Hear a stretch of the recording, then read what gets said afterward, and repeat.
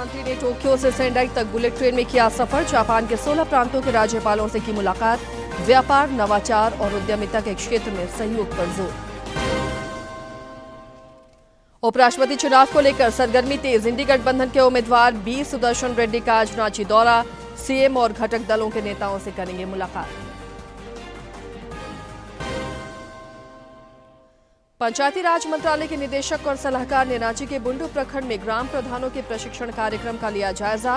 पंचायतों और महिलाओं के सशक्तिकरण पर बल। और असम में चल रहे सब जूनियर नेशनल महिला फुटबॉल टूर्नामेंट में झारखंड का दमदार प्रदर्शन जारी। महाराष्ट्र को 1-0 से पराजित कर फाइनल में बनाई जगह।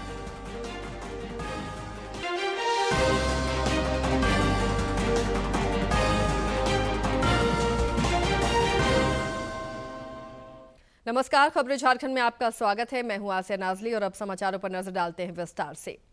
प्रधानमंत्री नरेंद्र मोदी की जापान यात्रा का आज दूसरा दिन है। उन्होंने आज जापान के उच्च गति वाले बुलेट ट्रेन से टोक्यो के सेंडाई तक की यात्रा की है।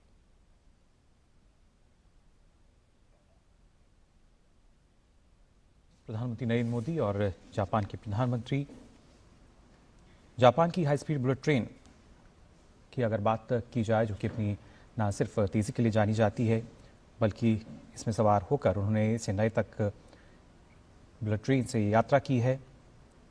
सेंडाई तक हायाबुसा 17 बुलेट ट्रेन ये, जिसमें प्रधानमंत्री नरेंद्र मोदी ने सफ़र किया टोक्यो स्टेशन से। और ख़ासतौर से जापान की हाई स्पीड बुलेट ट्रेन की अगर बात की जाए, जो कि शिकनसेन हायाबुसा 17 है, इसमें प्रधानमंत्री ने सफ़र किया टोक्यो से लेकर सेंडाई तक। और इस दौरान उनके साथ जापान के जो प्रधानमंत्री हैं वो भी मौजूद रहे और साथ ही साथ वहाँ जो लोग थे, आप देख सकते हैं किस तरीके से वो भी प्रधानमंत्री नरेंद्र मोदी की जो तस्वीरें हैं वो लेते नजर आए अपने मोबाइल फ़ोन में। ये तस्वीरें जिसमें हम देख सकते हैं किस तरीके से प्रधानमंत्री नरेंद्र मोदी, जो कि विश्व के सबसे लोकप्रिय नेता, और किस तरीके से उनकी जो लोकप्रियता है आप अंदाज़ा लगा सकते हैं। और इस दौरान वहाँ पे प्रधानमंत्री जो हैं जापान के वो भी मौजूद रहे। वहाँ पे जो दूसरे कर्मचारी थे उनसे भी प्रधानमंत्री ने बात की।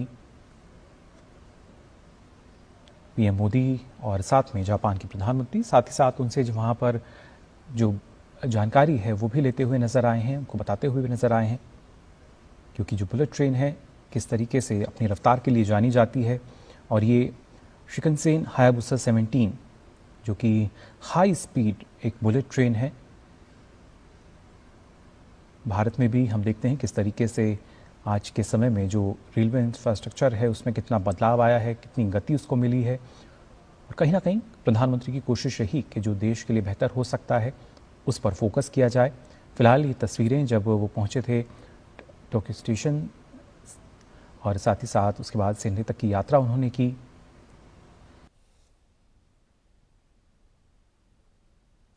प्रधानमंत्री ने जापान में 16 प्रांतों के राज्यपालों से भी मुलाकात की है। इस दौरान व्यापार, नवाचार और उद्यमिता समेत विभिन्न क्षेत्रों में सहयोग पर चर्चा हुई। श्री मोदी ने कहा कि स्टार्टअप, तकनीक और कृत्रिम बुद्धिमत्ता जैसे क्षेत्र भी सहयोग को अब नया आयाम दे सकते हैं। टोक्यो में जापान के 16 प्रांतों के राज्यपालों ने प्रधानमंत्री नरेंद्र मोदी से मुलाकात की थी। इस दौरान प्रधानमंत्री ने राज्यों और प्रांतों के बीच सहयोग की संभावनाओं पर प्रकाश डाला और इस संबंध में साझा प्रगति के लिए 15वें वार्षिक शिखर सम्मेलन के दौरान शुरू की गई राज्य प्रांत साझेदारी पहल के तहत कार्रवाई करने का आग्रह भी किया। चर्चा में प्रौद्योगिकी, नवाचार, निवेश, कौशल, स्टार्टअप और लघु एवं मध्यम उद्यमों के क्षेत्र में भारतीय राज्यों और जापानी प्रांतों के बीच बढ़ती साझेदारी को और गहरा करने के तरीकों पर ध्यान केंद्रित किया गया। प्रधानमंत्री नरेंद्र मोदी ने कहा कि राज्य प्रांत सहयोग भारत जापान मैत्री का एक महत्वपूर्ण स्तंभ है। यही कारण है कि 15वें वार्षिक भारत जापान शिखर सम्मेलन के दौरान इस पर एक अलग पहल शुरू की गई। व्यापार, नवाचार, उद्यमिता जैसे क्षेत्रों में सहयोग की अपार संभावनाएं हैं। स्टार्टअप, तकनीक और एआई जैसे भविष्य के क्षेत्र भी लाभकारी हो सकते हैं। इधर प्रधानमंत्री की जापान यात्रा के सम्मान में टोक्यो के स्काई ट्री अवलोकन डेक पर विशेष योग सत्र का भी आयोजन हुआ।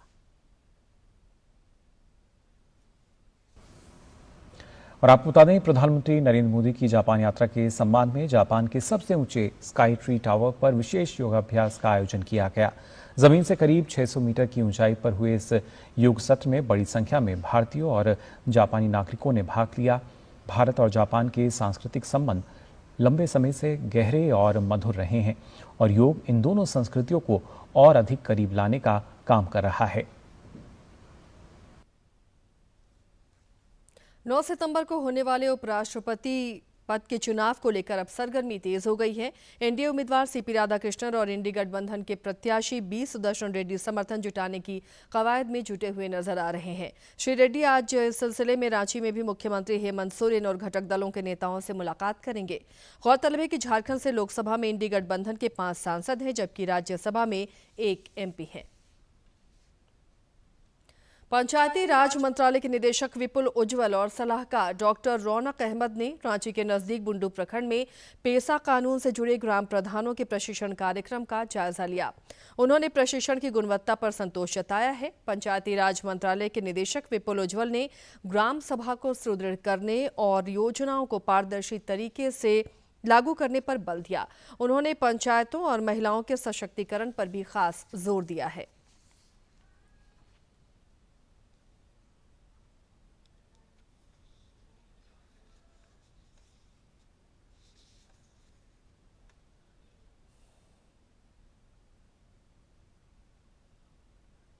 यहाँ पे ग्राम प्रधानों का बुंडू ब्लॉक में, जहाँ पे हम भारत सरकार से देखने आए थे कि किस प्रकार के प्रशिक्षण कार्यक्रम होते हैं और यहाँ पे हमें मौका मिला बस ब्लॉक के ग्राम प्रधानों से बात करने का। काफ़ी ऊर्जा से भरे हुए ग्राम प्रधान हैं, सीखने में काफ़ी ललक थी, आज अच्छे से सीख भी रहे थे। खासकर ग्राम सभा के ऊपर था ये इनका, किस तरह से ग्राम सभा को ज़्यादा सहभागी बनाया जाए। नई दिल्ली में कल झारखंड समेत गैर भाजपा शासित 8 राज्यों के वित्त मंत्रियों की बैठक हुई। बैठक में आगामी जीएसटी परिषद की बैठक से पहले जीएसटी दरों के मुद्दे पर चर्चा हुई। गौरतलब है कि केंद्र सरकार ने 12% और 28% स्लैब खत्म करने का प्रस्ताव दिया है, जिसमें आम जनता को राहत मिलने की उम्मीद है, लेकिन राज्य राजस्व को लेकर चिंतित है। इस बैठक में वित्त मंत्री राधाकृष्ण किशोर भी मौजूद रहे।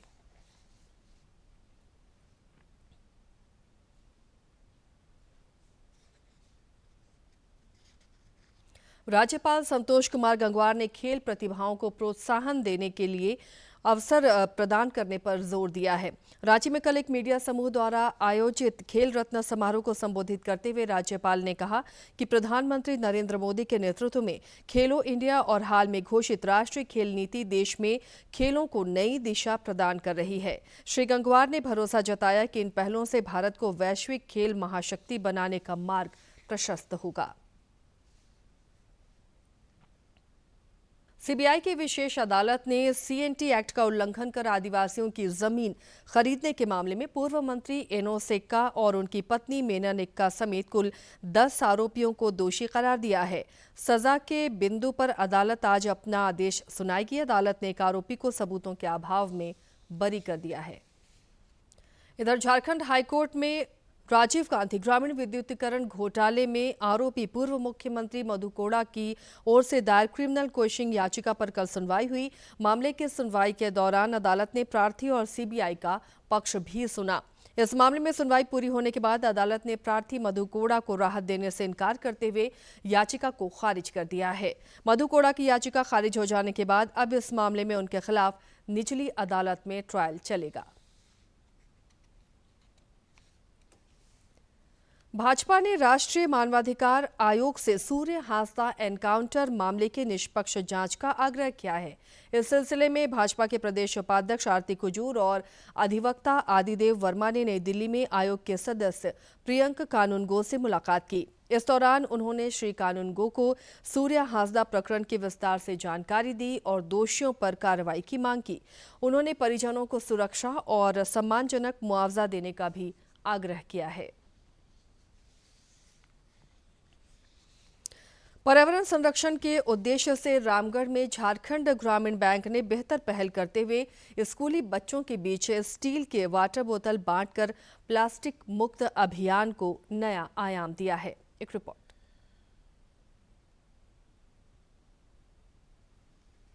रामगढ़ में झारखंड ग्रामीण बैंक के महाप्रबंधक राजकुमार गुप्ता ने स्कूली बच्चों को प्लास्टिक वाटर बोतल का उपयोग न करने का संकल्प दिलाया और गांधी मेमोरियल हाई स्कूल के करीब 1000 बच्चों के बीच स्टील के वाटर बोतल का वितरण किया। उन्होंने कहा कि यह कार्यक्रम वित्तीय साक्षरता अभियान और प्लास्टिक मुक्त अभियान का समागम है। प्लास्टिक मुक्त भारत, ये सबसे पहला का चरण है कि प्लास्टिक मुक्त रामगढ़ है ना। तो ये एक तरह से क्या होता है, कोलाबोरेशन हुआ, साथ में मिलकर हम वित्तीय साक्षरता कार्यक्रम चला रहे हैं, उपेंद्र पांडे जी चला रहे हैं प्लास्टिक मुक्त भारत, ये दोनों का समागम हुआ इस प्रोग्राम में। और बच्चों को प्रोत्साहित किए कि भाई प्लास्टिक का यूज नहीं करना है, प्लास्टिक का यूज कीजिएगा, पानी का समस्या उत्पन्न होगी, पीने का पानी तक नहीं मिलेगा और 25-50 साल के बाद जो है कि पानी के लिए युद्ध भी हो सकता है। तो झोला को प्रोत्साहित किया कि आप कपड़े का झोला बनाइए, लोगों को बताइए, परिवार को बताइए, तब धीरे धीरे पूरा देश में मैसेज आएगा कि प्लास्टिक मुक्त भारत का अभियान पूरा हर जगह फैल जाएगा। इस मौके पर गांधी मेमोरियल स्कूल के प्रधानाचार्य अनिल कुमार ने बताया कि यह कार्यक्रम पर्यावरण संरक्षण की दिशा में मील का पत्थर साबित होगा। प्रोग्राम गांधी स्कूल के सारे बच्चों को स्टील का बोतल देने का प्रोग्राम था। झारखंड ग्रामीण बैंक के सहयोग से ये सब कार्य हुआ। जिले के निवासी उपेंद्र कुमार पांडे विगत 1 दशक से अधिक समय से प्लास्टिक मुक्त अभियान चला रहे हैं। उन्होंने बताया कि ऐसे कार्यक्रमों का आयोजन कर जिले को प्लास्टिक मुक्त बनाया जा सकेगा और इससे पर्यावरण संतुलन बनाए रखने में मदद मिलेगी। प्लास्टिक मुक्त एरिया भी बनाए हैं। हम लोग पूरे रामगढ़ में मैसेज देना चाहते हैं कि हम लोग प्लास्टिक का यूज कम से कम करें, धीरे धीरे उसे खत्म ही कर दें तो ज्यादा अच्छा होगा। प्लास्टिक मुक्त अभियान जहां एक ओर पर्यावरण संरक्षण की दिशा में कारगर साबित हो सकता है, वहीं दूसरी ओर बच्चों में जागरूकता आने से वे आसपास के लोगों को भी जागरूक करेंगे और जैव विविधता बनी रहेगी। डीडी न्यूज के लिए रामगढ़ से के तिवारी की रिपोर्ट। हजारीबाग जिले में मत्स्य पालन एक बड़ा रोजगार बनकर उभरा है। केंद्र सरकार की प्रधानमंत्री मत्स्य संपदा योजना ने इस क्षेत्र में व्यापक विकास के लिए नई दिशा दिखाई है। जिले के विनोबा भावे विश्वविद्यालय की शोधकर्ता आकृति ने रोहू मछली में होने वाली बीमारी से बचाव के लिए कारगर तरीका खोज निकाला है।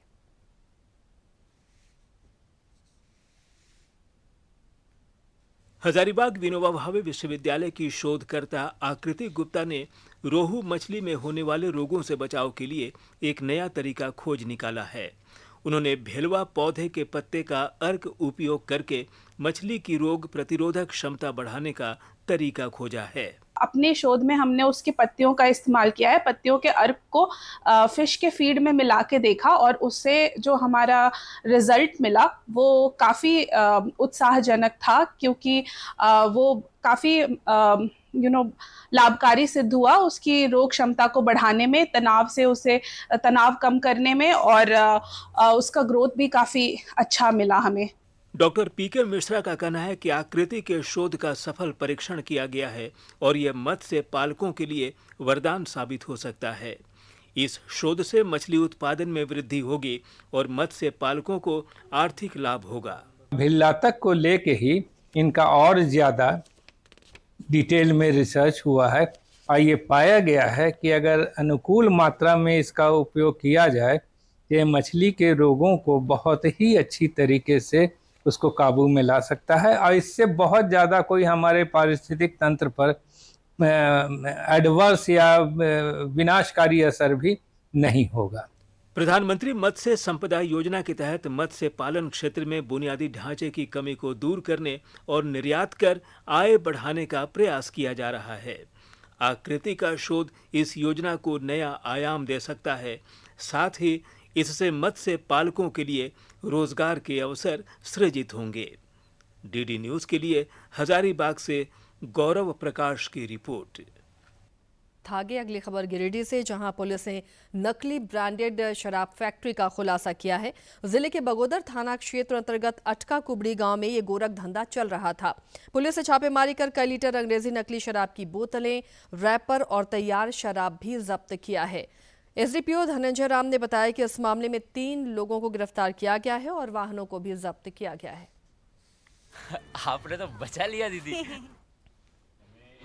एक गाड़ी जो है और शराब बनाने की फैक्ट्री मिली, जिसमें काफ़ी बड़े अमाउंट पे करीब 150 लीटर जो है स्पिरिट मिला है और करीब 1000 जो है खाली बोतलें मिली है, स्टिकर्स मिले हैं खाली बोतलों में वो पैकिंग करके झारखंड सरकार का लोगो है वो भी मिला है, अलग अलग कंपनी का लोगो मिला है, और ड्रम्स में जो है कई जो है कच्चा रंग जो है डिफरेंट ब्रांड में जो डिफरेंट रंग दिया जाता है वो भी हमने जब्त किया है, खाली ढक्कन जब्त किया है। और जो मिनी फैक्ट्री में जो शराब बनाने के बाद ये आसपास के दुकानों में एक गाड़ी की मदद से जो है उसको डिलीवर करते थे, हमने उस गाड़ी को भी जब्त कर लिया है।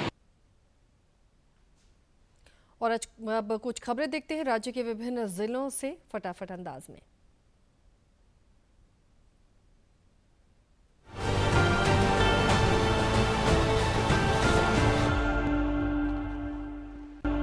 लोहरदगा में उपायुक्त डॉक्टर ताराचंद ने 2 लोगों को सरकारी नौकरी दी है। ये नौकरी अनुकंपा के आधार पर दी गई है। इनमें से एक आशीष कुमार कच्छप हैं, जिन्हें क्लर्क की नौकरी मिली है। आशीष के पिता स्वर्गीय इंद्रदेव कच्छप अंचल कार्यालय कैरो में अमीन के पद पर कार्यरत थे। बोकारो में उपायुक्त ने जनता दरबार लगाया, जिसमें शहर और गांव से बड़ी संख्या में लोग अपनी समस्याएं लेकर पहुंचे। उपायुक्त ने सभी की शिकायतों को गंभीरता से सुना और मौके पर ही कई मामलों को सुलझाकर लोगों को राहत दी। धनबाद में सेल की एक बैठक हुई, जिसमें बताया गया कि उर्वरक और रसायन मंत्रालय ने टसरा परियोजना के लिए FCIL की 304 एकड़ जमीन सेल को लंबी अवधि के लिए लीज पर देने की मंजूरी दे दी है। उपायुक्त आदित्य रंजन ने जलापूर्ति योजना में हो रही देरी पर नाराजगी जताई। उन्होंने दयाबास पहाड़ की एक योजना में देरी के लिए ठेकेदार विंध्याचल कंस्ट्रक्शन के खिलाफ FIR दर्ज करने और सर्टिफिकेट केस करने का आदेश दिया। धनबाद में पोषण भी पढ़ाई भी नामक एक प्रशिक्षण कार्यक्रम का आयोजन किया गया। जिला समाज कल्याण पदाधिकारी स्नेह कश्यप की अध्यक्षता में इस कार्यक्रम का निरीक्षण राज्य के उपनिदेशक डॉक्टर मुकेश कुमार मौर्य ने किया। मंडल रेल प्रबंधक अखिलेश मिश्र ने शक्तिनगर, सिंगरौली और धनबाद के बीच रेलखंड का निरीक्षण किया। इस दौरान उन्होंने सिंगरौली और रेणुकूट स्टेशनों पर यात्री सुरक्षा और सुविधाओं की जांच की और जरूरी दिशा निर्देश दिए। कोडरमा में उपायुक्त ऋतुराज ने जिला खनन टास्क फोर्स की बैठक की, जिसमें उन्होंने पत्थर और बालू के अवैध परिवहन और भंडारण को रोकने के तरीकों पर चर्चा की। साथ ही वन क्षेत्रों में पत्थर, माइका और ब्लू स्टोन के अवैध खनन पर कार्रवाई करने और प्रदूषण नियमों के तहत क्रशर की जांच करने की भी समीक्षा की गई। उपायुक्त ऋतुराज की अध्यक्षता में जिला सड़क सुरक्षा समिति की भी बैठक हुई। उन्होंने हिट एंड रन मामलों में पीड़ितों को तुरंत मुआवजा देने की प्रक्रिया की जानकारी ली। इसके साथ ही जिला परिवहन अधिकारी को निर्देश दिया कि सड़क दुर्घटनाओं के बाद मिले आवेदनों पर तेजी से कार्रवाई करके पीड़ितों या उनके परिवारों को मुआवजा राशि दी जाए। रांची में भारत सरकार के जनजातीय कार्य मंत्रालय द्वारा चलाए जा रहे आदि कर्मयोगी अभियान के तहत मास्टर ट्रेनरों के लिए एक विशेष प्रशिक्षण कार्यक्रम आयोजित किया गया। दुमका में दशहरा और अन्य आने वाले त्योहारों के लिए समीक्षा बैठक की गई।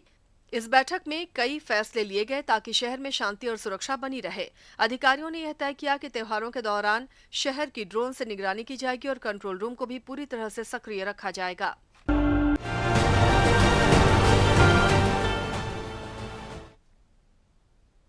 प्रधानमंत्री नरेंद्र मोदी 31 अगस्त को आकाशवाणी पर मासिक मन की बात कार्यक्रम में देश विदेश के लोगों के साथ अपने विचार साझा करेंगे। मन की बात है जन जन की, संघर्षों के कुछ किस्से, कहानी कुछ सफलताओं की, अनकही विरासत की, उम्मीदें नए भारत की। महीने के आखिरी रविवार का रहता है इंतजार। मलयाचल के आंचल से विंध्याचल के आंगन तक, ब्रह्मपुत्र के घाट से हिमालय के विस्तार तक होती है मन की बात प्रधानमंत्री के साथ। तो सुनिए इस महीने 31 अगस्त सुबह 11 बजे मन की बात आकाशवाणी और दूरदर्शन के सभी चैनलों पर और प्रसार भारती के OTT प्लेटफॉर्म वेव्स पर सजीव प्रसारण लाइव स्ट्रीमिंग के माध्यम से। इसके अतिरिक्त आकाशवाणी और दूरदर्शन के YouTube चैनल और प्रसार भारती के ऐप न्यूज ऑन एयर पर सजीव प्रसारण लाइव स्ट्रीमिंग के माध्यम से। तो याद रखें, रविवार 31 अगस्त सुबह 11 बजे मन की बात। आकाशवाणी रांची के प्रादेशिक समाचार एकांश में आकस्मिक प्रसारण सहायक का पैनल बनाने के लिए आवेदन पत्र आमंत्रित किया गया है। इस संदर्भ में योग्य उम्मीदवार आकाशवाणी की वेबसाइट और prasarbharati.gov.in और प्रादेशिक समाचार एकांश के एक्स हैंडल @AIR_Ranchi से प्रकाशित विज्ञापन डाउनलोड कर सकते हैं। योग्य उम्मीदवार अपना आवेदन 10 सितंबर 2025 तक उप महानिदेशक सहकार्यालय प्रमुख Akashvani, Ratu road, Ranchi, pin code 834001 के पते पर स्पीड पोस्ट से भेज सकते हैं। और अब खेल से जुड़ी हुई खबर। असम में चल रहे सब जूनियर नेशनल फुटबॉल महिला फुटबॉल में झारखंड की टीम का शानदार प्रदर्शन अभी भी जारी है। सेमीफाइनल मुकाबले में कल झारखंड ने महाराष्ट्र को 1-0 से पराजित कर खिताबी भिड़ंत के लिए टिकट कटा लिया है। इस संघर्षपूर्ण मुकाबले में नैन्सी मुंडा ने निर्णायक गोल किया। राष्ट्रपति द्रौपदी मुर्मू ने राष्ट्रीय खेल दिवस पर कल अमृत उद्यान में खिलाड़ियों से बातचीत की। यह उद्यान अगले महीने की 14 तारीख तक खुला रहेगा।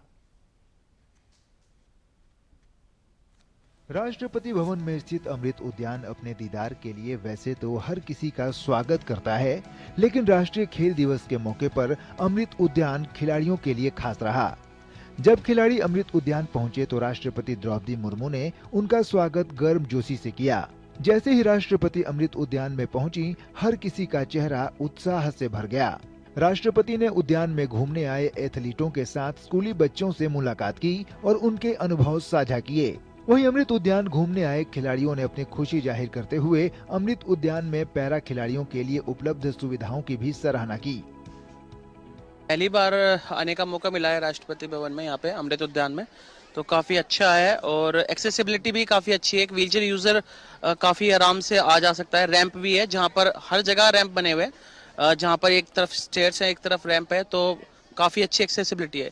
मैं यहाँ पहली बार आया हूँ और मुझे बहुत अच्छा लगा। यहाँ पे पैरा हैं जो है एथलीट हैं, जो सारी फैसिलिटी अच्छी है, आने जाने में कोई दिक्कत नहीं है, सब हम अच्छे से घूमे हैं यहाँ पे। हमारी गवर्नमेंट का शायद यही टारगेट है कि पूरे देश में वो एक्सेसिबल बनाने की कोशिश कर रहे हैं। जो व्हील चेयर वाले हैं, पहले बहुत ज़्यादा प्रॉब्लम होती थी क्योंकि स्टेयर्स वगैरह की वजह से, या अभी राष्ट्रपति भवन में पहले जैसे किसी व्हील चेयर वाले का मन है घूमने का पर वो नहीं घूम पा रहा, किसी ये यहाँ पे स्टेयर्स हैं उनकी वजह से, पर अभी पूरा एक्सेसिबल हो गया है। अभी मतलब दिव्यांगजन हर जगह पूरे अपने देश में कहीं भी घूम सकते हैं। और राष्ट्रपति भवन में तो हमने देखा है जैसे एंट्री करी तो छोटी छोटी सी भी रैंप बनी हुई है, तो काफ़ी अच्छा इम्प्रूव हो रहा है। हमारी सरकार को बहुत बहुत थैंक यू इतने इम्प्रूवमेंट लाने के लिए। पिछले जब से श्री नरेंद्र मोदी खासकर देश के प्रधानमंत्री हुए हैं, इसमें पैरा स्पोर्ट्स में एक आमूलचूल परिवर्तन देखने को मिला है।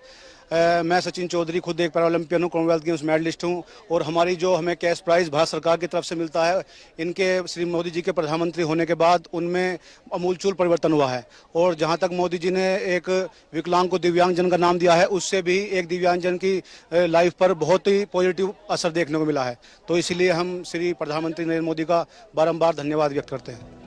राष्ट्रीय खेल दिवस के मौके पर खिलाड़ियों को अमृत उद्यान की सुंदरता को करीब से निहारने का मौका मिला। अमृत उद्यान को दिव्यांगों के लिए एक्सेसिबल बनाया गया है। कोशिश की गई है कि जब भी कोई दिव्यांग अमृत उद्यान पहुंचे तो यहां से सुखद अनुभव लेकर जाए। सुशील कुमार की रिपोर्ट, डीडी न्यूज। केंद्र सरकार के प्रयासों से देश भर में खेल प्रतिभाओं को लगातार बढ़ावा मिल रहा है। नई राष्ट्रीय खेल नीति से खिलाड़ियों को नई ऊर्जा मिली है, जिससे वे राष्ट्रीय और अंतर्राष्ट्रीय पटल पर देश का परचम लहराने को तैयार हैं। जमशेदपुर के टाटा आर्चरी ट्रेनिंग सेंटर में तीरंदाजी के प्रशिक्षक और प्रशिक्षु भी राष्ट्रीय खेल नीति को काफी हितकारी मान रहे हैं।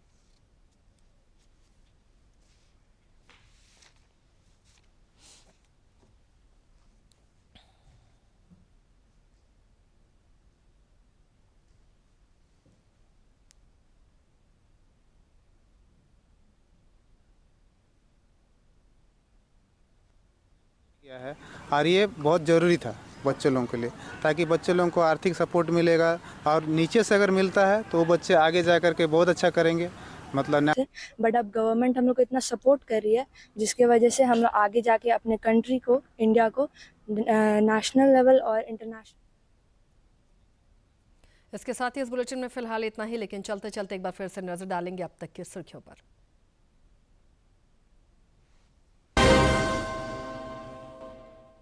प्रधानमंत्री ने टोक्यो से सेंडाई तक बुलेट ट्रेन में किया सफर। जापान के 16 प्रांतों के राज्यपाल से की मुलाकात। व्यापार, नवाचार और उद्यमिता के क्षेत्र में सहयोग पर जोर।